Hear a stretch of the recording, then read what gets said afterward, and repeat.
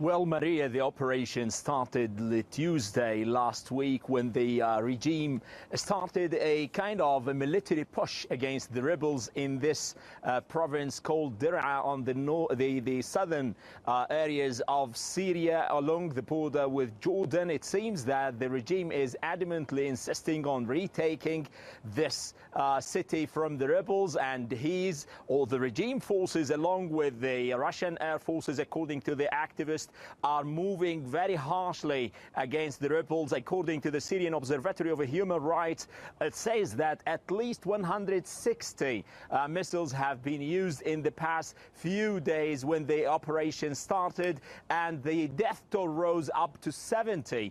Civilians were killed in this region. More than 45,000 people have been displaced, and 750,000 other people are still under the threat, trapped amidst the fighting ongoing there.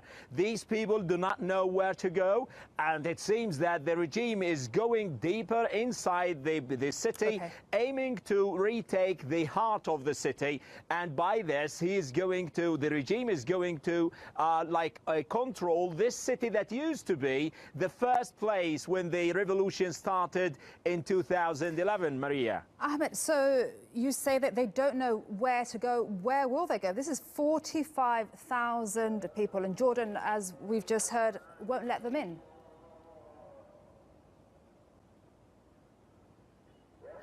Well, the only place they can go to is Jordan. But Omar al-Razaz is the newly appointed prime minister in Jordan, said that we are not going to open our borders to the Syrian refugees because Jordan, if you remember, has witnessed a number of demonstrations against the economic recession in the country, and that led to the ousting of the former prime minister. Now, the newly appointed prime minister said Jordan cannot afford any new influx of refugees, but they are not going to prevent any kind of a humanitarian aid moving to inside Syria.